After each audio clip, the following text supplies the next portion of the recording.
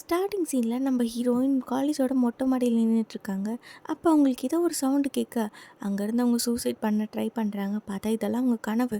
But ஆனால் ரியலாகவே அங்கே ஒரு பொண்ணு குதிச்சு இறந்து போயிருக்கா. அடுத்து இதே மாதிரி இன்னொரு ஸ்டூடெண்ட்டும் சூசைட் பண்ணிட்டு இறந்து போக அதனால் கோஸ்ட் இன்வெஸ்டிகேட்டரான நம்ம ஹீரோ இப்போ அந்த காலேஜுக்கு வராரு. இப்போ நம்ம ஹீரோ இன்வெஸ்டிகேட் பண்ண இறந்து போகிறதுக்கு முன்னாடி அந்த பொண்ணு ரொம்ப ரெஸ்ட்லெஸ்ஸாக ஃபீல் பண்ணிட்டு இருந்தா. அவள் காதுக்கு ஏதோ ஒரு சவுண்டு கேட்டுட்டு இருந்துச்சு அப்படின்னு அவங்க ஃப்ரெண்ட்ஸ் எல்லாம் சொல்கிறாங்க. அடுத்த சீன்லேயே நம்ம ஹீரோ அந்த டெட் பாடிஸை போய் பார்க்குறாங்க.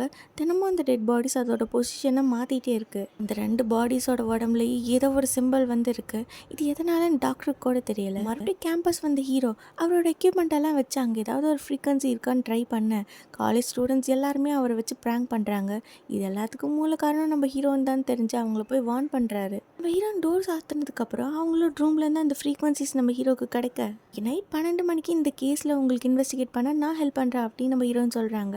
அதே டைம் மிஸ் ஆன இன்னொரு பொண்ணு திரும்ப காலேஜுக்கு வந்துட்டா அப்படின்னு வாட்ச்மேன் வந்து நம்ம ஹீரோ கால் பண்ண அந்த இடத்துக்கு வரத்துக்குள்ளார அந்த பொண்ணுக்கும் அதே மாதிரி சவுண்ட் வந்து மரத்தில் சூசைட் பண்ணி இறந்து போகிறா. பாடிஸ் உடம்புல இருந்த அதே சிம்பிள் அந்த லைப்ரரியில் இருக்க. ஸோ இங்கே தான் நமக்கு ஏதோ பிரச்சனை அப்படின்னு சொல்லி அவரோட எக்யூப்மெண்ட் எல்லாம் வச்சு அங்கே ஏதாவது ஃப்ரீக்வன்சிஸ் கிடைக்குதான்னு ட்ரை பண்ண நம்ம ஹீரோயினை வச்சு டெஸ்ட் பண்ணுறாங்க. ஃபர்ஸ்ட் எதுவுமே இல்லைனாலும் போக போக அங்கே நிறைய பேய்ங்கெல்லாம் இருக்குதுன்னு தெரிய வருது. இப்போ அதெல்லாம் நம்ம ஹீரோனை ஹர்ட் பண்ண ட்ரை பண்ண அந்த இடத்துலேருந்து நம்ம ஹீரோனை அப்படி இழுத்துட்டு போயிடுது.